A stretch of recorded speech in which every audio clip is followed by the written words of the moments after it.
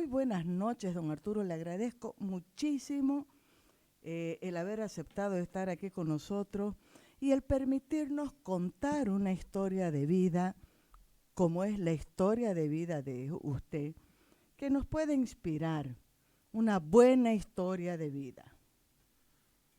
Estimada Maggie, buenas noches. Discúlpeme que le hable así.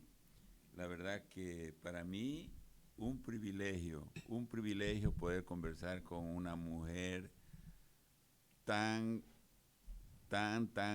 prestigiosa, de tanto prestigio, tan querida y de una familia tan querida, hija de don querido y recordado don Nachito Talavera, conocido por los realistas y por los destroyanos, nosotros los destroyanos. Usted destroyano, ya vamos a ir conociendo. Gracias, para mí es un privilegio y espero que esta historia, esta conversación que podamos tener sirva de alguna manera sobre todo para los jóvenes, de guía, de inspiración, de que siempre uno, pese a las limitaciones, puede salir adelante. Ahorita usted nos va a ir contando para que descubramos de qué depende de que personas que han nacido con muchas adversidades, con mucho que uno podría decir son barreras imposibles de vencer, las venzan y a lo largo de su vida puedan ir cosechando uno tras otros logros. Yo quiero decirles, don Arturo, me encantó una frase que me escribió Gary, porque le pedí que me hiciera un avance, un resumen de don Arturo, y me encantó esto que puso, a ver, no sé si es hechura de él o es inspiración de usted. Dice, nacido entre cuartos de barro y sembradíos en el límite de Santa Cruz, Cochabamba, Comarapa. Es verdad. Es verdad, es muy cierto. Yo nací en Comarapa, a media cuadra de la plaza principal, en la calle Santa Cruz, para los comarapeños que por ahí nos están escuchando. Y efectivamente las casas en Comarapa son de adobe, el piso de tierra. Mi casa era una casa muy modesta, mi madre, una madre soltera, como muchas de las mamás, de las mujeres en Comarapa, porque Maggie, nosotros, Edgar Lora, mi persona, Fernando Quiroga Villarruel, otro periodista deportivo conocido, toda la generación nuestra somos nacidos en Comarapa, hijos de trabajadores que llegaron con la construcción de la carretera Cochabamba-Santa Cruz. Y muchos de esos trabajadores, imagínense un pueblo tranquilo, Comarapa, tenía creo que 2,000 habitantes. En aquella oportunidad, mujeres guapas, blancas, muy de ojos claros, y llegan 2,000 hombres. Entonces, la mayoría... Era más que la población de Comarapa. Más que la población de Comarapa, efectivamente. Entonces, muchos somos la mayoría somos hijos de trabajadores de la carretera, y como en todos esos proyectos, nuestros padres nos engendraron, nacimos y ellos siguieron viaje. Siguieron viaje y nos quedamos nosotros con las mamás. Algunos se quedaron, el caso del papá de Edgar Lora, el caso del papá de Fernando Quiroga, se quedaron a vivir en Comarapa, pero en el caso mío, yo inclusive no lo conocía a mi papá. ¿Nunca? No, yo lo llegué a conocer. Que se acerque un poquito más al micrófono, dice.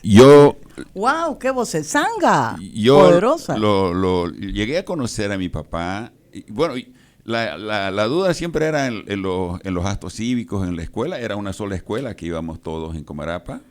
Muchos íbamos descalzos, Maggie, pero íbamos a la escuela. Y cuando tocaba un desfile, muchos desfilábamos descalzos. Pero ¿usted tiene esa memoria, don Arturo? Totalmente. Y la mamá nos mandaba a desfilar con nuestro guardapolo, planchado todavía con plancha carbón. Esas pesadísimas. Así, esas pesadas que a veces chispeaba y lo quemaba la ropa.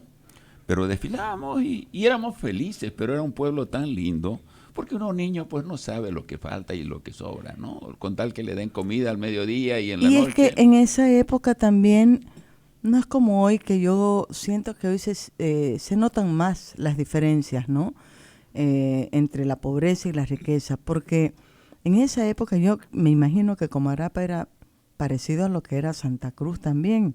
Éramos todos prácticamente iguales, incluso el rico no se notaba mucho. Era rico porque tenía sus vacas en el campo, no sé, pero en el pueblo uno vivía en la misma calle de tierra, las casas eran, como usted dice, de tabique acá en Santa Cruz. de tabique aquí, ya había tejas, pero la sencillez de la vida era esa. Y la solidaridad que había entre la solidaridad. gente, ¿no? Don Arturo, ¿qué se llamaba su mamá? ¿Su mamá vive? No, lamentablemente, esa es la parte más dolorosa para mí, porque mi mamá murió cuando yo tenía 9 años. ¿Usted era peladingo? Sí, yo era un niño y no conocía a mi papá. ¿Ella le había hablado algo o no? Yo siempre le preguntaba a mi mamá, pero como era una empresa americana la que construyó la carretera, ella muy hábilmente, parece, para que no pregunte mucho, me decía que mi papá se había ido con los gringos.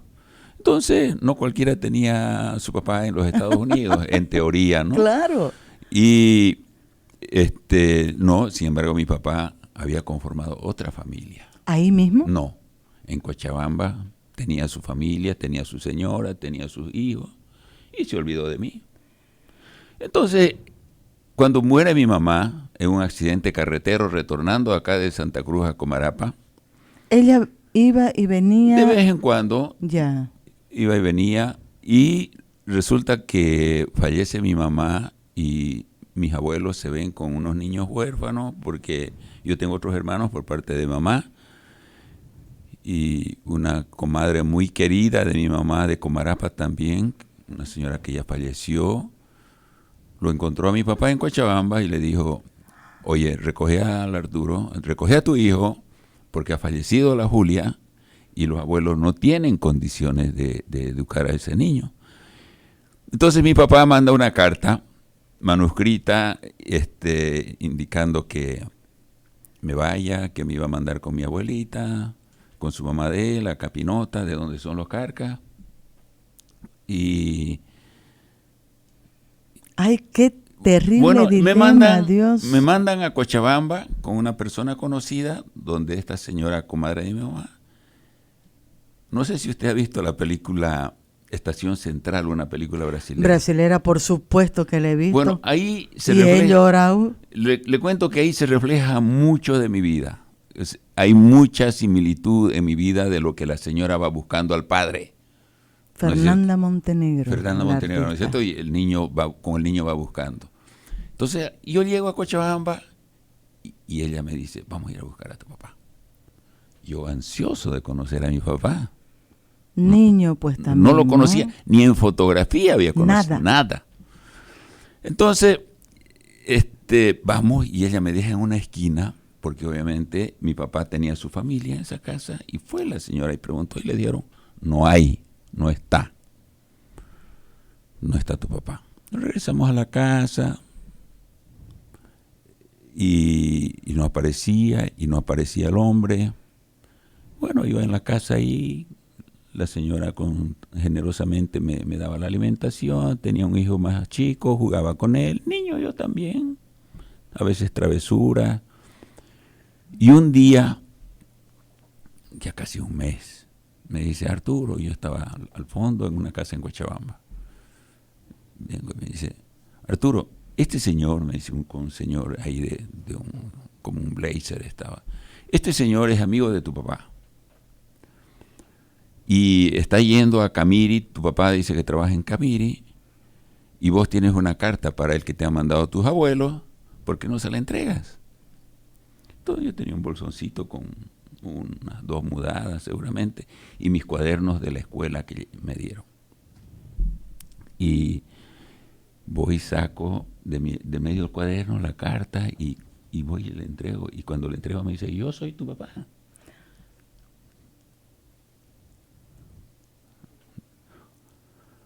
O sea, esa parte fue muy dura, ¿no?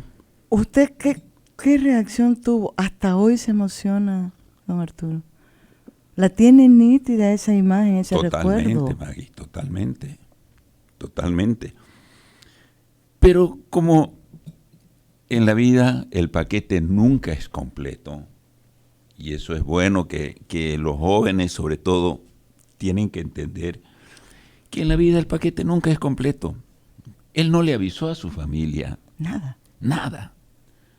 Me llevó, me compró ropa, nos sacamos una foto para mandarle a los abuelos y un día aparece rápido a las carreras que te va a ir donde tu abuelita con un tío, un cuñado de él, en tren.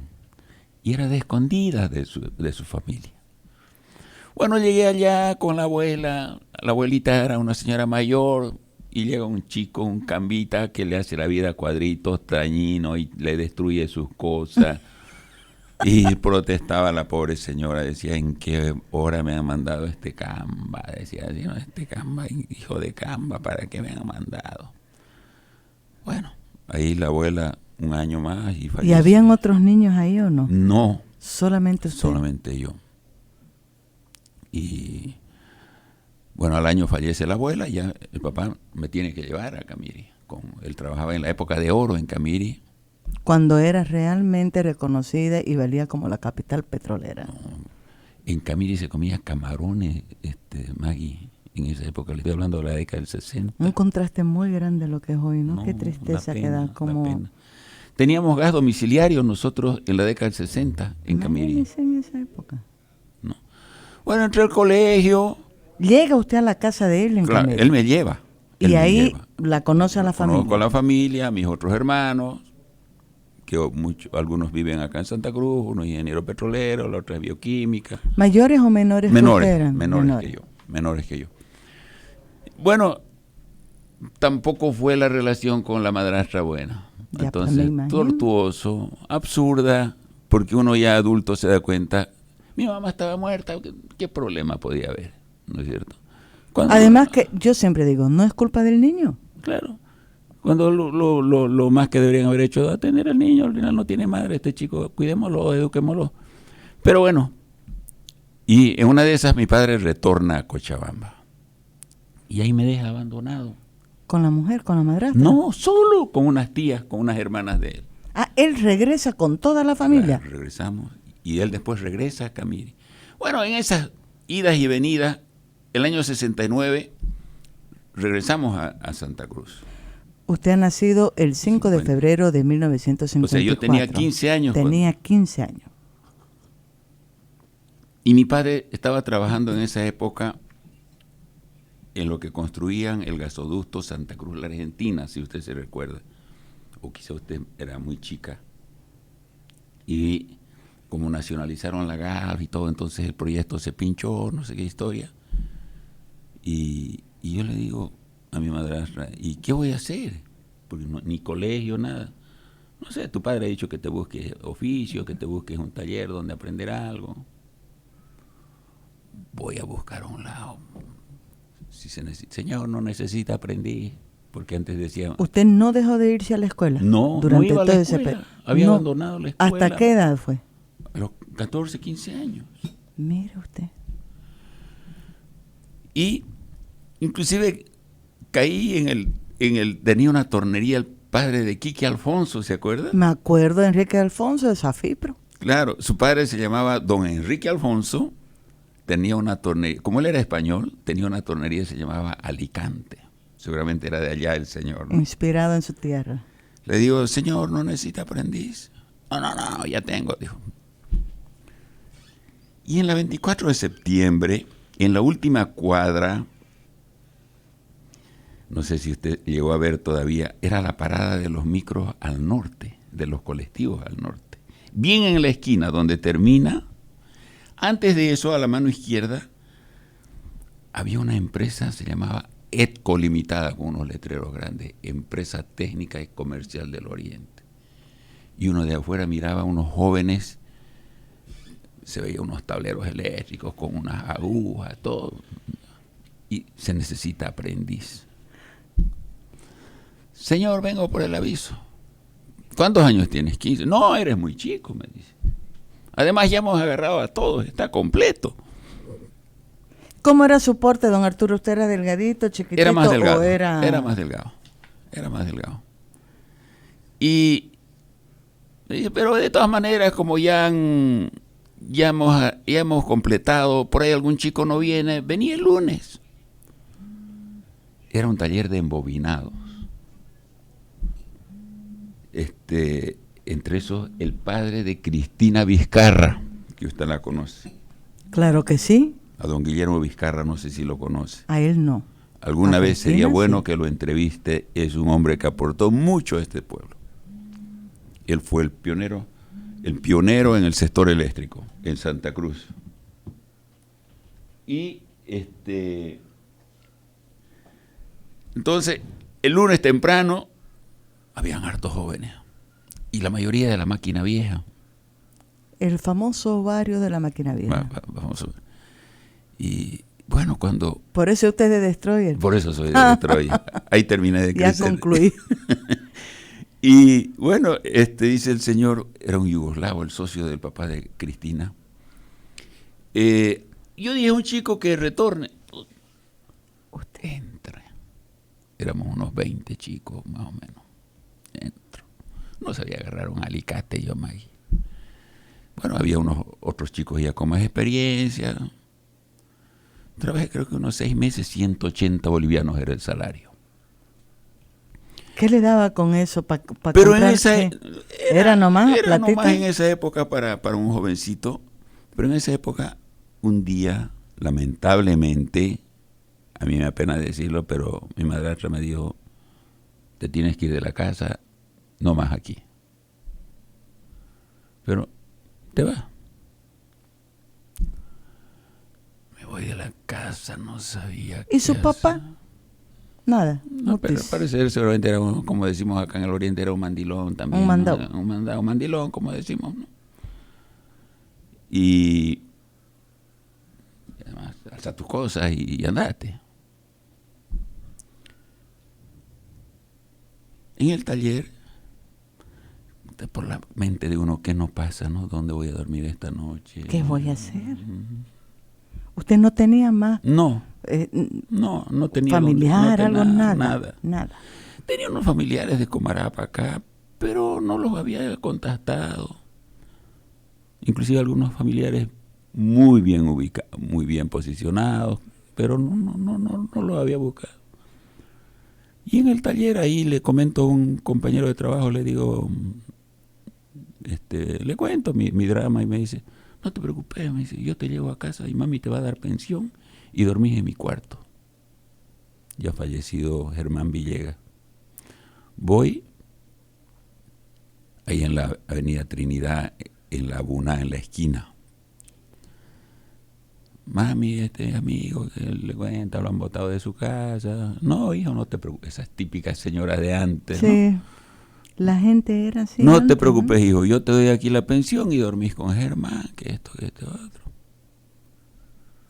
Ahí estuve creo que unos 6 meses y después llega un momento en que comienzan a reducir gente, a todos los iban sacando y me sacan a mí también. Y yo digo, ¿qué voy a hacer? Al día, el lunes vuelvo y le digo, ¿sabe qué, señor? Yo necesito aprender este oficio, porque yo no tengo posibilidad de estudiar. Págueme la mitad. Págueme la mitad y yo quiero aprender esto. ¿Vas a trabajar por la mitad? Sí, voy a trabajar por la mitad. Bueno. ¿Qué edad tenía ya usted ahí? Ya tenía 16 años.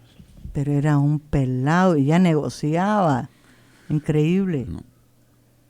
Y después, obviamente, me quedaba a trabajar de noche, ganaba unos extras y no podía darme el lujo de comprar, pese a que en la máquina vieja era un barrio recontra buricero,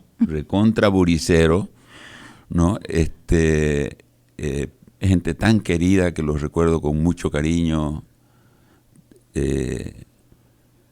Pero pasó el tiempo,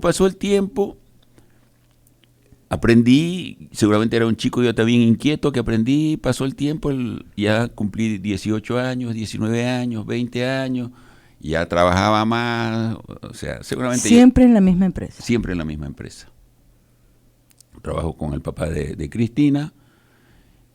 Él se había separado de su otro socio, era un yugoslavo. Y a fin de año yo me casé de 21 años. Y ese año que me casé me dice el papá de Cristina, Arturín, ya no vas a trabajar más en la empresa. ¿Pero por qué, ingeniero? Porque vas a ser socio de la empresa. Primero usted se asustó. Claro, y le digo, pero ingeniero, ¿y con qué plata le voy a pagar? Yo no tengo plata para pagarle. Tenía una moto vieja, ese era mi mayor capital y bueno, las cosas que uno tiene de joven, la cama que teníamos, con tus utilidades a fin de año me vas a pagar, me dijo. Él fue mi gestor y yo me considero una obra de ese hombre generoso porque hubieron etapas duras, que inclusive yo alguna vez a su señora, a la mamá de Cristina, le pedí que buscara algún hogar donde me acojan a mí, donde pueda tener la seguridad de dormir y todo eso, ¿no? Bueno, 4%, ya pues dueño además de la empresa, ¿no? Imagínense. Él además era una persona recontra reconocida en el medio, en el sector eléctrico.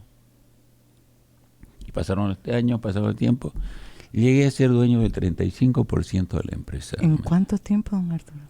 Casi 20 años. Oiga, qué constancia. Hicimos obras tan grandes como Sao, Virubiru. Fue una escuela maravillosa trabajar con los japoneses. Seguramente yo también era muy curioso y el hombre era muy pedagogo para explicarme. Sabía Mucho. Don Arturo era un poco como la figura paterna que usted no tuvo, ¿así fue o no? Totalmente. Yo lo quiero tanto a ese hombre y lo recuerdo con tanto cariño. Hoy en día nuestra empresa es muy grande, quizá la más grande que hay en el país. Nosotros tenemos una sala de reunión muy grande con toda la tecnología de hoy en día y lleva su nombre de él. La sala. Sí. Ahorita me va a contar ese paso porque la gente no sabe de qué empresa está hablando don Arturo. No. Usted está casi 20 años como socio. Como socio. Llega a tener 35% de participación en la empresa. ¿Cómo se llamaba la empresa? Se llamaba en esa época Sociedad Electromecánica Cruceña. Fue un buen periodo, tuvo mucha experiencia en ese tiempo, nunca había pensado dejarla. ¿Y qué lo hace alzar este otro vuelo? En realidad, May, yo, si algo he tenido miedo, ha sido a la pobreza, a la que yo viví. Porque usted la sufrió. Yo la conozco. Cuando mis trabajadores a mí me reclaman alguna cosa, que soy pobre, a mí no me vas a contar la pobreza. Yo sí la conozco, la pobreza. Estoy pensando que por eso a usted le tocó la historia de Rodrigo Alegría. Seguro. Y la ventaja de Rodrigo todavía que tiene papá y mamá. Sí, es una historia dura, pero es diferente en ese sentido. Están los dos padres vivos y han sido decisivos para que él no deje de estudiar, para que él siga superándose en toda la humildad de esos padres. Entonces llega un momento, y esa época lamentablemente también la actividad se vino bastante abajo. Estamos hablando de qué año 89. Más o menos. Ah, ya. 89 ya. Estábamos al final del gobierno de Víctor Paz, ¿no? Sí, entonces yo le planteo al papá de Cristina, al ingeniero Vizcarra, disolver la empresa. Quizá un atrevimiento, si uno el hombre que te ha formado, que te enseñó todo, porque yo algo le preguntaba y él tenía una paciencia para dibujar, y si no le entendía, hacía un corte, tenía una habilidad para dibujar impresionante el hombre. Y obviamente hubo un distanciamiento, ¿no? Como un divorcio. Claro. 20 años juntos, yo lo he recibido tan chico, lo he formado y todo. ¿Pero por qué? Porque creí que podía volar solo, creí en mis condiciones, creí y necesitaba darle una seguridad a mis hijos. Ya me va a contar esa otra parte porque quiero saber cómo se enamoró de su esposa, quién es, cuántos hijos, pero eso después. Termine de contarme esta parte primero. No, entonces, nosotros con el ingeniero Vizcarra hacíamos una dupla maravillosa. Él me explicaba algo y yo sabía él cómo al pensamiento. Al pensamiento, totalmente al pensamiento. Gracias a Dios, hoy en día nuestra amistad se ha restablecido con mucho cariño, con mucho afecto, con los hijos, que los vi crecer. Yo a Cristina la vi desde que nació, la conozco. Y cuando se desintegró yo me fui. ¿Y qué era lo que me llevé? No teníamos plata para repartir. Nos repartimos equipos, fierro. ¿Pero qué era lo más valioso? Mi conocimiento, mi experiencia. Y algo que sí me enseñó, que creo que es lo más importante, honestidad. Honestidad. Ese hombre tuvo la delicadeza de todos los años, sin que yo se lo pida, de rendirme cuentas. Todos los años él hacía una reunión y explicaba la situación de la empresa. Y me daba una carpeta. Esta es la situación de la empresa. Increíble, ¿no? Hoy no hay esa gente, Maggie, lamentablemente. Un hombre íntegro, con principios y valores. Eso fue lo que más yo siempre lo reconozco. Y me salí con mis escaleras, con mis pinzas, mis alicates y una camioneta Suzuki 410. Y yo era el que correteaba para arriba y Pero para usted abajo. ya tenía una idea. Claro. Sabía qué quería. A seguir haciendo lo que hacía con el ingeniero Vizcarra. A seguir haciendo lo que trabajar con la CRE. Somos la empresa que más servicio le presta a la CRE. No la ha dicho hasta ahorita, no la ha nombrado hasta ahorita la empresa. Usted cuando se independiza, ¿ya nace con este nombre la empresa? Con empresa de servicios electromecánicos, sí. Ya está. Sí, ya sí. ¿Se acuerda qué fecha es? Estamos pronto a cumplir 30 años el 16 de noviembre. 16 de noviembre, estamos hablando de 30 años cumplimos 1989. ahora. 89. O sea, ahora en noviembre cumplimos 30 años. Y en un predio de 300 metros cuadrados. Aquí en el Parque Industrial. En la Paraguay. Ahí una persona que trabajaba conmigo ahí. Y bueno, fuimos creciendo, compramos. ¿Usted comenzó con cuántos trabajadores? Éramos 4 o 5 personas. Y yo era en realidad el que hacía el presupuesto. Mil oficios, ¿no? El que subía al poste, el que manejaba, el que conectaba.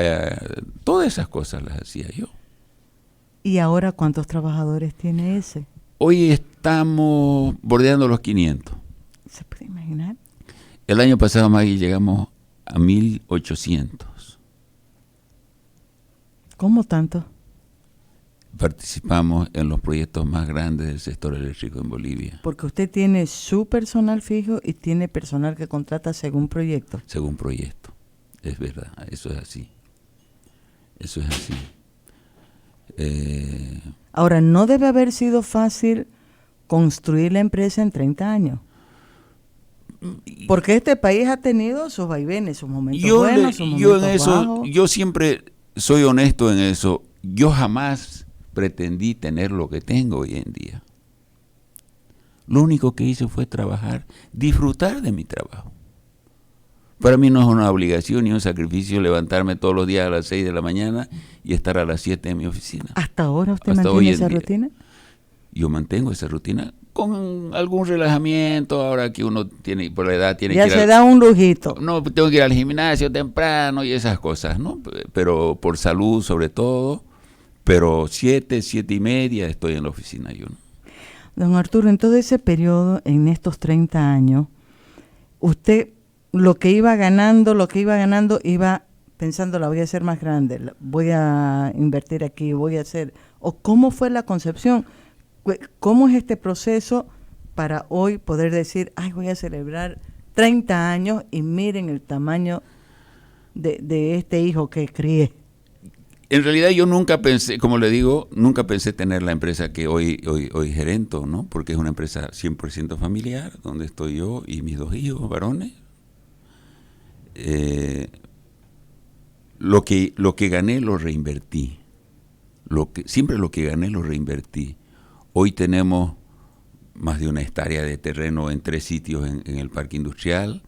Imagínense, comencé yo con una camioneta Suzuki 410, cacharra, pero nunca se fregaba. Hoy en día tenemos un parque automotor de aproximadamente 120, 130 vehículos, ¿no? Aparte otros equipos más grandes. Por eso, aunque ahora tengo más problemas que cuando yo obviamente manejaba todo. ¿Por qué? ¿No? Porque yo afrontaba todo, ¿no? Yo lo conectaba, yo sabía si iba a funcionar, no iba a funcionar. Ahora, ya la cosa es tan grande porque me dedico a hacer un trabajo netamente administrativo, ¿no?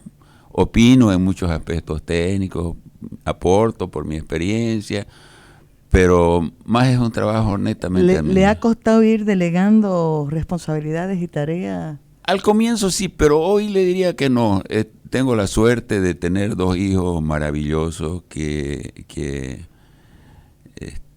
se han enganchado de lleno y están muy metidos en la compañía. Mire, qué diferente la historia de sus hijos a la que tuvo que vivir usted, ¿no? Totalmente. Vamos a volver un poquito a este momento de los 20, 21 años. ¿Usted la conoce a su esposa cuándo? ¿En qué momento la conoce, se enamora, la pide en matrimonio y comienza una vida en común? ¿Y cómo se llama? Bueno, hoy ya no vivo con ella, tengo una segunda esposa, pero mantenemos una relación muy cordial. 20 años también estuve con la madre de mis hijos. ¿Qué se llama ella? Magalí Lino. Por ahí usted la conoce del Santa Ana. Promoción. 75. No, yo soy 79. Usted Pero la menor. promoción 75 Es de Negra Rivero. Claro, ahorita le iba a decir esa tandada. Exactamente, la negra de la Dabdú. De Medul Dabdú. No, China. No, una de las Suárez también está ahí. Sí, la China y estas son antes, porque China es mayor que Negra Rivero. Sí, de esa promoción. Creo que mi prima era del 75. No, Marta Román, no era del 70, que no me acuerdo. ¿Dónde la conoce usted?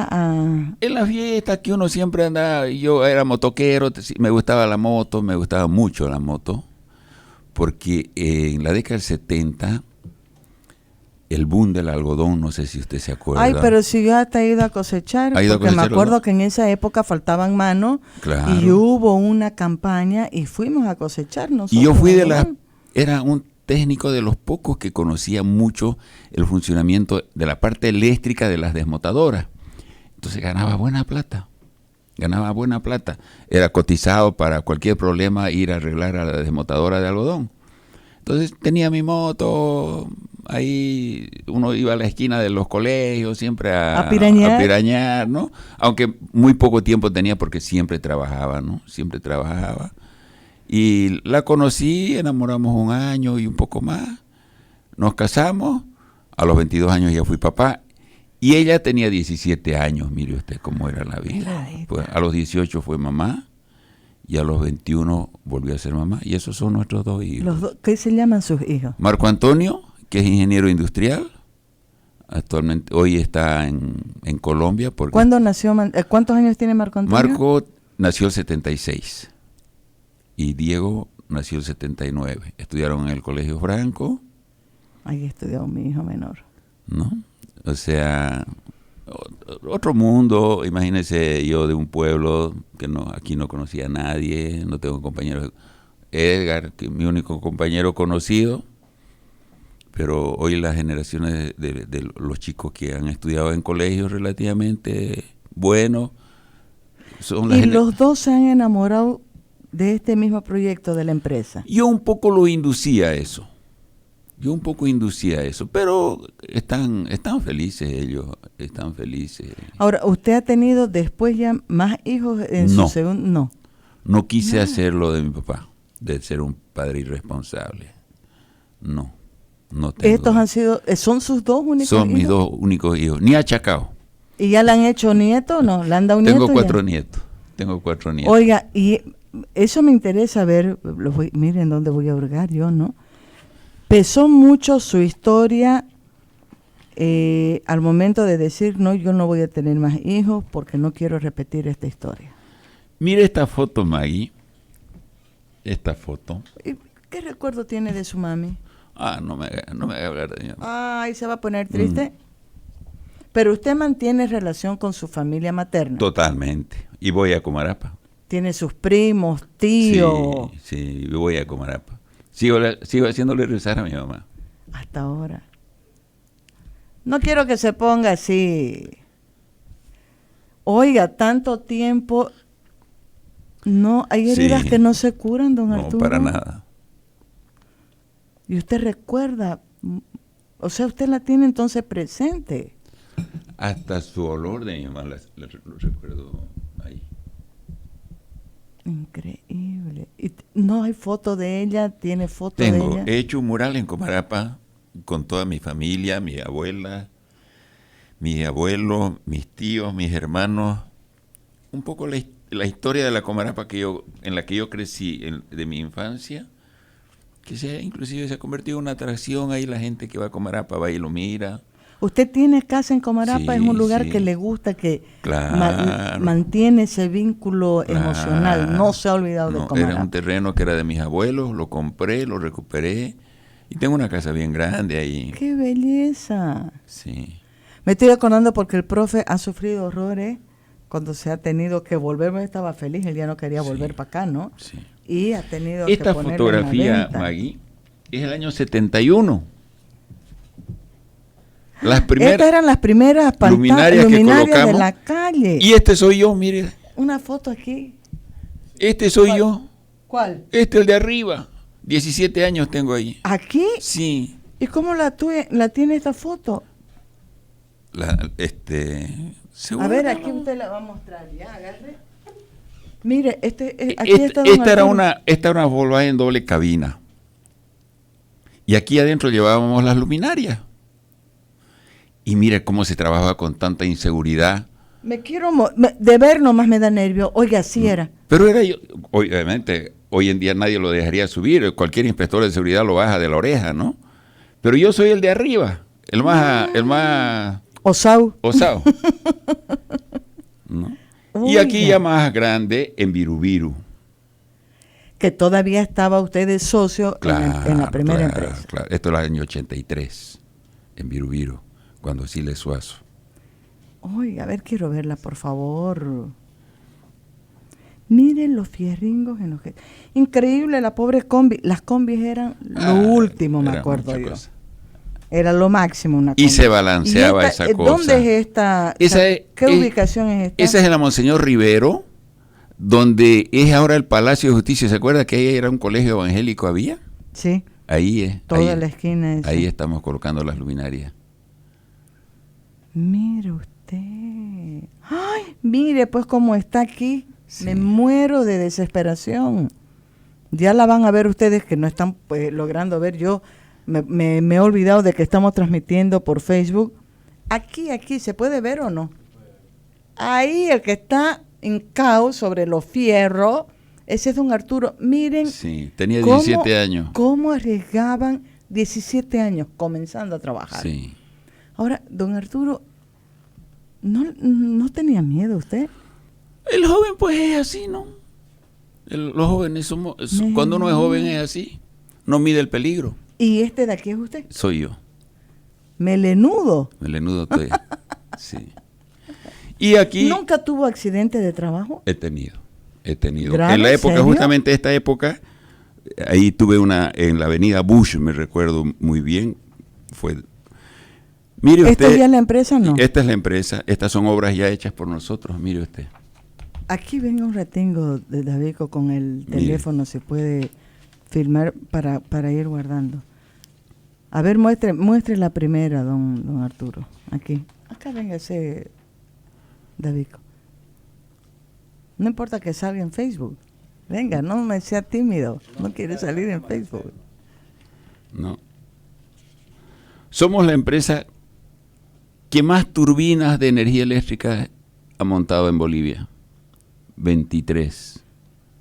O sea, usted ya ha recorrido todo el país con... No, toda esta, obviamente con el apoyo de los chicos, ¿no? Claro, la empresa con todo su equipo. ¿Y eso? Esto, por ejemplo, es una planta en el Alto, en Quenco se llama, una termoeléctrica, tiene una turbina.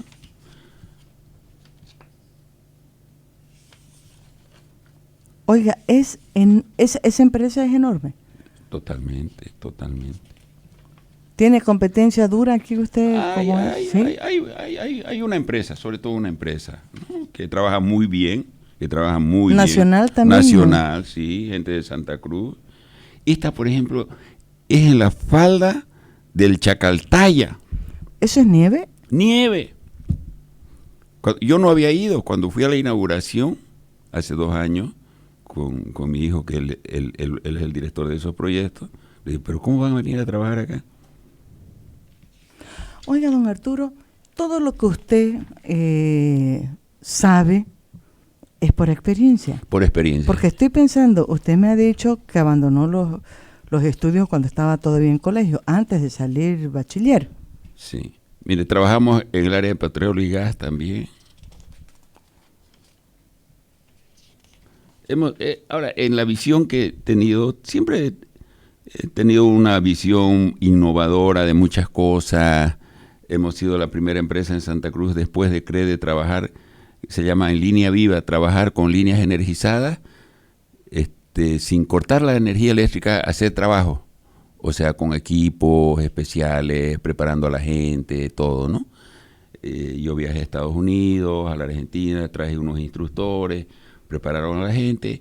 Hoy hay varias empresas que hacen ese servicio, pero en esa época fui de los primeros. Aquí están, por ejemplo, están trabajando con línea viva, se llama esto. O sea, no cortan al barrio, ellos siguen trabajando. En iluminación, el Cambódromo es obra nuestra. Wow. La G77 es obra nuestra. Usted me dice que también el Tawichi, ¿no? Porque claro, antes de la entrevista estábamos hablando. ¿Todas estas empresas han sido ya clientes de ese? Sí, sí. Mira, aquí está Siemens. Nosotros, estas son empresas clase mundial. Total, Petrobras, claro. Halliburton. Sí. Pero nosotros, Maggie, para que tenga idea la magnitud y transparencia con la que trabajamos, Siemens ha hecho una asociación accidental con nuestra empresa. O sea, hemos tenido que presentar toda la información de la manera más transparente. Y también con General Electric, que es la empresa más grande del mundo, hemos hecho asociación accidental. Mire la cantidad de vehículos, motos, grúas. ¿Usted nunca imaginó que iba a llegar a crecer tanto? Jamás, jamás. Sería vanidoso decirlo. Jamás. Ahora, ¿cuál es el principal? Es difícil pues resumirlo en un factor, ¿no? Pero usted que revisa ahorita, y me imagino que... La Sociedad de Ingenieros me reconoció como ingeniero honoris causa. O sea, un reconocimiento por mi aporte. Un ingeniero de la vida. Sí. Mire usted.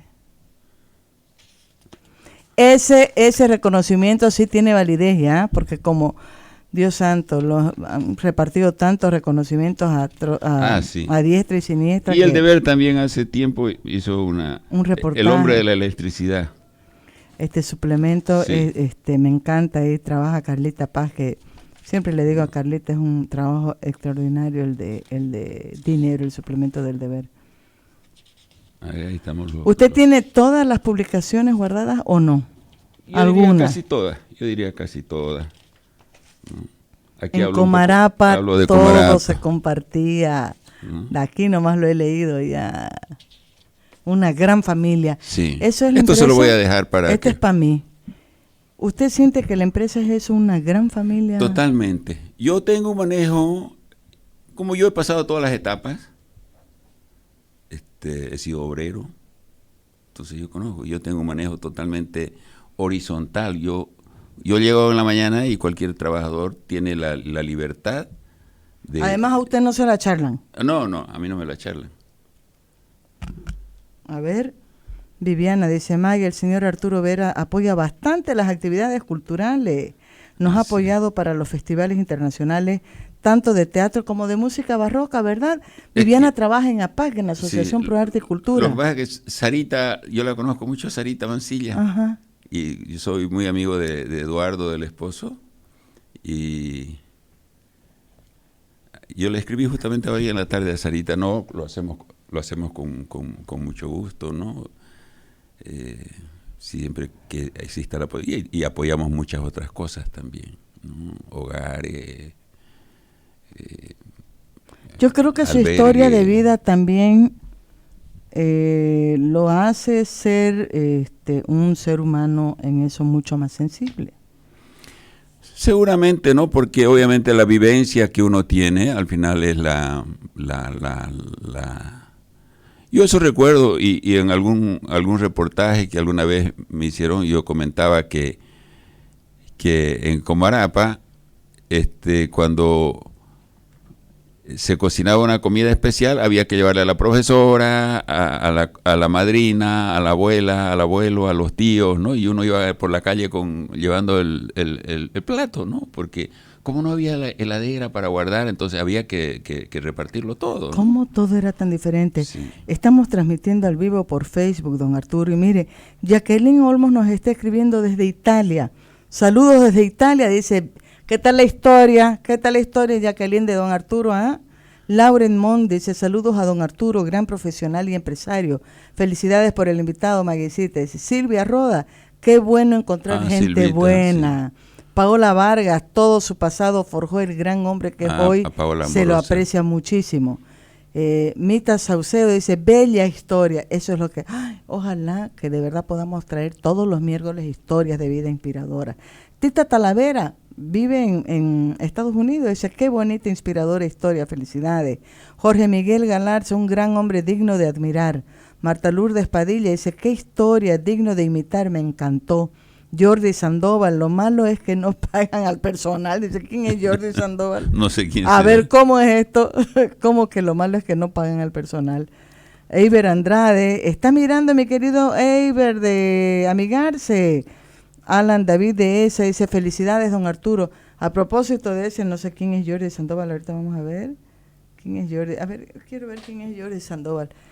No debe ser fácil también porque se deben generar. No, indudablemente. A veces hay demoras, todo, ¿no? Pero si en algo yo recomiendo a la gente que maneja la parte administrativa, porque obviamente al ser tanta gente yo no veo los detalles, ¿no? Pero si algo que recomiendo es, a veces no se puede pagar puntual, pero sí se paga, ¿no? O sea, no se. Si no estuviera como está. No estuviera como está. Jamás engañar una hora extra a un trabajador, eso no se debe hacer, ¿no? Porque yo eso siempre comento que cuando uno está haciendo horas extras, uno va anotando sus horitas y hace su presupuesto con sus horas extras, ¿no? Y que después le saque la mitad, entonces se despatarra, ¿no? Pero no es. Nosotros hemos tenido este año algunos problemas, lamentablemente, con las empresas de afuera, las empresas que vienen a trabajar, se llevan la gran parte de la tajada grande. Yo siempre digo que a nosotros nos dejan el hueso con poco ñerbo, ¿no? Ellos se llevan toda la carne, ¿no? Oye, eso no cambia, ¿no? Pero, ¿sabe qué? Yo he tenido algunos encontrones con algunas empresas y yo les he dicho lo que pienso, no tengo por qué callarme, no tengo cola que me pise, y lo he dicho abiertamente y de manera enérgica, que que algunas empresas que vienen de afuera, no voy a dar nombre, son unos malagradecidos con la gente que los acoge acá, ¿no? Y en eso, lo que dice el presidente, que queremos socios y no patrones, pero lamentablemente no tienen esa lectura los que vienen de fuera, quieren seguir siendo nuestros patrones. La realidad es otra. Yo me imagino que no debe ser fácil formar, sostener una empresa, hacerla crecer, y no voy a hablar solamente de estos últimos 10, 12 años. Las reglas siempre han cambiado mucho en Bolivia, ¿no? Y la informalidad ha sido uno de los factores también más duros para que puedan lidiar las empresas que están formalmente constituidas. O sea, el presupuesto, la carga laboral, la carga social, no es lo mismo de una empresa que está obligada a tributar, a seguir las reglas. Mire, el tema, por ejemplo, que estamos hablando de otra cosa, el tema del doble aguinaldo, es una puñalada en la espalda. Terrible, y no ha sido solo un año, ¿no? Porque el año pasado nosotros ha sido $1 millón el doble aguinaldo, Maggie. Y no lo teníamos presupuestado. ¿Y cómo hacen, don Arturo, para lidiar con eso? Sacrificar y sacrificar.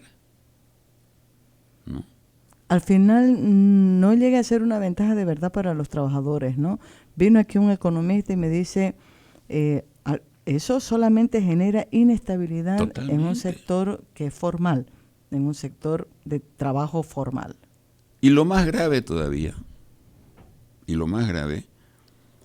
bueno, usted lo puede pagar en X, puede acogerse a un plan de pago, pero para acogerse a un plan de pago un poco más tiene que presentar el certificado de defunción. Entonces, ¿qué es lo que uno tiene que hacer? Recurrir al banco, prestarse plata y pagar. Ay, increíble, don Arturo, no puede ser que ya hemos llegado a las 8 de la noche, Alejandro, y estamos todavía a medias en nuestra charla. Mie, chica, yo tenía aquí un montón de cosas para preguntarle. La historia de vida de verdad de don Arturo, me voy a robar 5 minutingos ya y nos vamos. La historia de don Arturo es una historia tan hermosa que yo me había puesto muchas preguntas porque quería que nos dijera cuáles son sus aprendizajes, bueno, sus guías, mentoras. Ya nos ha hablado sobre todo de uno que ha sido central en su vida, que es el señor Vizcarra, la visión empresarial que tiene, los valores y principios, eso también nos los ha ido contando.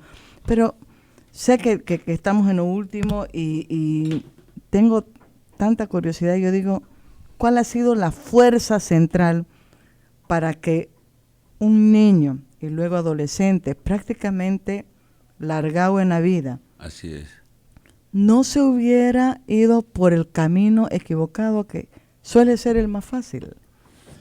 yo creo que ¿Qué lo fortaleció? Yo creo que un poco fue la enseñanza de mi madre en los pocos años que tuve con ella, y que siempre nos inculcó de ser la honradez, de salir para adelante. Pero sí, yo algo quisiera decir, Maggie, aprovechando esta maravillosa oportunidad que usted me da de poder compartir mi experiencia de vida. Como usted dice, se nos ha ido la hora volando. Increíble, ¿no? No la sentí la hora. No la sentí yo también. Un mensaje yo que quisiera dar a los jóvenes. Hay que hacer las cosas con pasión, disfrutar de lo que uno hace. O sea, no tiene que ser una obligación llegar a horario a su trabajo. Tiene que ser un placer. Uno tiene que disfrutar. Yo siempre digo, voy a morir al lado de un transformador, al lado de un poste, pero me fascina ver. Abrazaba un poste, ahí Sí, ya lo veo, me lo estoy imaginando. Ver arrancar, poner en funcionamiento porque el tema de la plata es consecuencia de que uno haga bien las cosas. Y hoy en día, ¿qué es lo que se ve? Los jóvenes profesionales que salen de la universidad, y nosotros tenemos muchísimos ingenieros jóvenes, otros mayores, administradores, mujeres también hay, auditores, bueno, llegan y con un conformismo total, ¿no? O sea, les falta ganas de aprender, de hacer más cosas. O sea, llegó la hora, apaga su computadora y se va. No. Eso yo reclamo de los jóvenes hoy en día. Y le digo a mi gente, yo tuve un ingeniero que trabaja en Creo hoy en día, que sus jefes ahí en la empresa lo querían votar, y fue el mejor alumno de la facultad. Un día lo llamo y le digo, escúchame, fuiste el mejor alumno, no podés ser el peor ingeniero. ¿No es cierto? Entonces, ponete las pilas. Todos te están haciendo aquí la burla porque no tenés carácter. Cambió ahí un poco, gracias, Señor. Entonces, la gente, la vida no tiene misterio, Maggie. O sea, ganas, pongámosle ganas a lo que hacemos. Yo digo, si vendería el mocochinchi en Santa Cruz, yo estoy seguro que mi mocochinchi sería el más rico de Santa Cruz. O mi asadito de Comarapa sería el más rico, el mejor de todo. Pero bueno, estamos aquí con una empresa que es líder en su sector. Así es, el 16 de noviembre espero que haya una bonita fiesta. Eso es lo que estamos... Vamos a estar ahí, nos vamos seguro, a filtrar. Me voy a subir, Maggie, a un poste para espiar la seguro, fiesta. Maggie. Para espiar la fiesta de ese. Seguro. Me ha encantado su historia, don Arturo. Gracias, Maggie. Qué bonito poder conocerlo, saber que lo ha conocido a mi padre en la época más bonita también. Y ahora es el comienzo de una nueva amistad. Seguro. ¿Ah? Seguro. Me he quedado con ganas de seguir preguntándole cosas, así que no se va a librar tan fácilmente de mí. No, para nada. No. Gracias, Viviana, además por hacernos recuerdo también y poner en valor esto que es tan importante.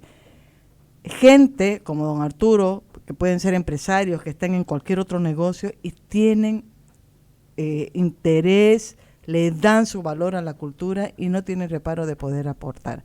Muchísimas gracias a toda la gente que nos ha acompañado. Gracias nuevamente, don Arturo Vera, por esta entrevista. Y con ustedes en este espacio nos vemos el próximo miércoles. No sé qué va a pasar el domingo. Pero el sábado tenemos de 8 de la mañana a 1 de la tarde nuestro programa y ahí vamos a hablar todo lo que podamos antes de la votación del domingo 20 de octubre. Chao, gente querida. Gracias. Marítima FM